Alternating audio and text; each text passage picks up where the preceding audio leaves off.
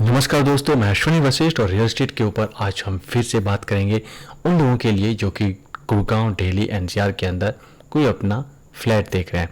आशा ने कि खोज तो हो रही है लेकिन अभी तक मिला नहीं है और उन ऑप्शंस में जो आपने शॉर्टलिस्ट किए होंगे उनके साथ फिर से आप कंफ्यूज हो सकते हैं, क्योंकि दिल्ली में डीडीए लेकर आ रहा है एक और आपके लिए नया ऑप्शन लेकर आ रहा है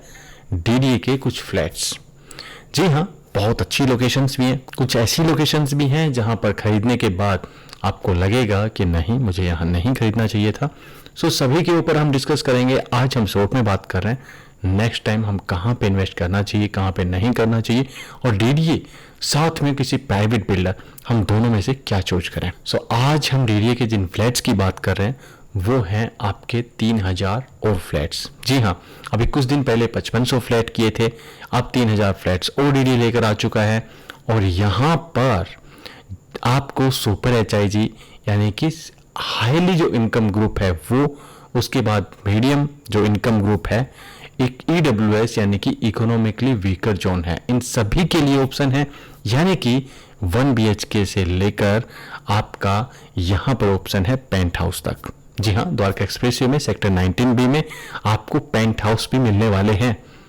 लेकिन कुछ समस्याएं भी इनके सामने खड़ी हैं। और डीडीए जो अभी फ्लैट लेकर आ रहा है वो आपके द्वारका, लोकनायकपुरम, द्वारका तो है ही, वसंत कुंज, ये सभी लोकेशन जो कि अच्छी लोकेशंस भी हैं, बट जो आपके प्रोजेक्ट की लोकेलिटी है उस लोकेशन में वो कहाँ पर है और कैसी है, क्या कोई गंदा नाला है, क्या कोई ऐसी स्मेल वहाँ पर आती है, क्या कंस्ट्रक्शन क्वालिटी अच्छी नहीं है, या फिर एरिया अच्छा नहीं है, वो डिटेल में मैंने पहले भी बात की थी कुछ प्रोजेक्ट्स के लिए।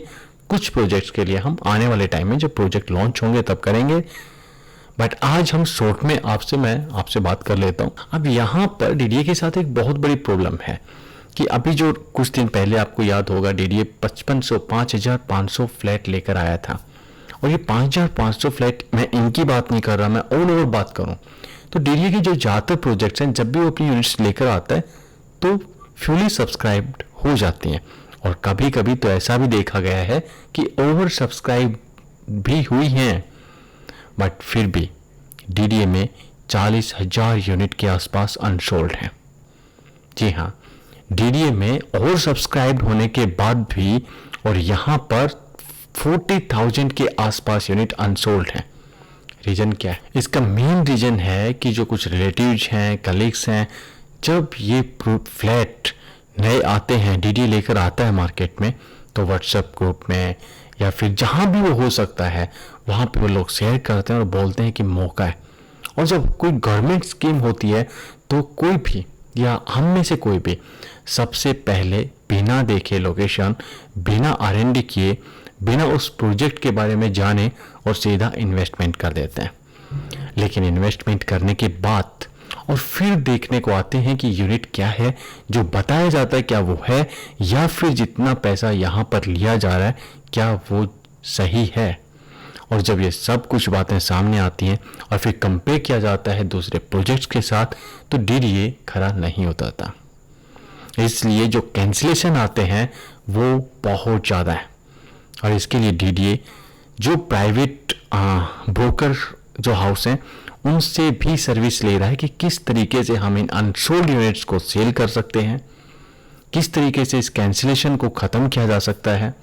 और ये एक बहुत बड़ी वजह है कि मैं बहुत बार और बहुत सारे जो प्रोजेक्ट्स हैं उनके बारे में मैं कहीं ना कहीं नेगेटिव रहता हूँ डीडीए के लिए,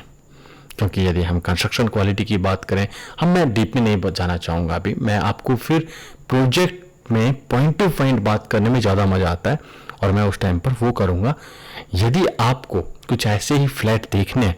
और यदि आपको रियल एस्टेट से जुड़ी ऐसी ही चीज़ों से जुड़े रहना चाहते हैं तो इस चैनल को सब्सक्राइब जरूर कर लेना। आने वाले टाइम में मैं जरूर शेयर करूँगा, और मैं आपसे वादा करता हूँ कि जो अभी टाइम लग रहा था, काफ़ी वीडियो एक वीडियो के बाद बहुत दिन हो जाते हैं, 10-15 दिन हो जाते हैं मेरा नेक्स्ट वीडियो नहीं आता, अब आगे से ऐसा नहीं होगा। जैसा कि मैंने बताया कि डीडीए प्राइवेट फर्म से कंसल्ट तक कर रहा है तो कुछ नई चीज़ें आपको यहाँ पर देखने को मिलेंगी, जैसे कि आपकी PLCs वगैरह, यानी कि आपको प्रेफर्ड लोकेशन चार्ज आपको पे करना पड़ सकता है। आपको कुछ यूनिट्स जिसकी लोकेशन अच्छी नहीं है वो कुछ सस्ती हो सकती हैं, जिसकी लोकेशन, जिसकी फेसिंग कुछ ज़्यादा अच्छी होगी, कुछ फ्लोर जो सबसे ज़्यादा डिमांड में रहेगा उसके ऊपर PLCs ज़्यादा हो सकते हैं, यानी कि आपको ज़्यादा पे करना पड़ सकता है, क्योंकि DDA में ऐसा बहुत ज़्यादा होता है कि जो अच्छी फेसिंग यदि नहीं मिलती है, अच्छा फ्लोर नहीं मिलता है, तो वहाँ पर कैंसिलेशन बहुत ज़्यादा आ जाते हैं और वो यूनिट सेल करने में DDA के पसीने छूट जाते हैं। प्राइस भी बड़ी वजह रही इन कैंसिलेशंस की, क्योंकि बहुत सारे जो प्राइवेट बिल्डर हैं DDA से ज़्यादा एमिनिटीज देकर और यहाँ पर अपना प्रोजेक्ट सेल कर रहे हैं उसके बराबर प्राइस में। सो गवर्नमेंट प्रोजेक्ट में कौन जाएगा जब उसे प्राइवेट में बहुत कुछ उससे ज़्यादा और ज़्यादा अच्छा मिल रहा है। वैसे DDA से अब की बार प्राइस कुछ कम रखे जाने की उम्मीद है, क्योंकि बहुत बार DDA ने देखा है और मेरे लास्ट वीडियो भी यही हुए थे कि जो प्राइस रखे जा रहे थे मैंने कंपेयर किया था, मैंने बताया था, डिटेल में रिव्यू किया था कि किस लोकेशन में आप इन्वेस्ट कर सकते हैं, किस लोकेशन में नहीं, और क्यों नहीं करना चाहिए। उसमें भी बहुत सारे रीजंस थे, क्यों करना चाहिए मैंने उसके भी रीजंस दिए थे। सो नेक्स्ट टाइम जब DDA लॉन्च करेगा उसके साथ साथ मैं आपको वीडियोज में शेयर करूंगा कि किस वजह से आप यहाँ पर निवेश कर सकते हैं और किन वजह से आपको दूरी बनाकर रखनी चाहिए। सो आप देख लेना आपके लिए क्या रहता है अच्छा। यदि आपके लिए कोई फ्लैट या प्रोजेक्ट अच्छा रहेगा, परफेक्ट आपके लिए, तो आप बिल्कुल वहाँ पर निवेश कर सकते हैं। आज का वीडियो सिर्फ आपको ये इन्फॉर्मेशन शेयर करने के लिए था। सो फिर मिलेंगे नेक्स्ट टाइम किसी ऐसे इन्फॉर्मेशन या रियल एस्टेट से जुड़ी हुई किसी एनालिसिस पर। तब तक के लिए थैंक यू वेरी मच।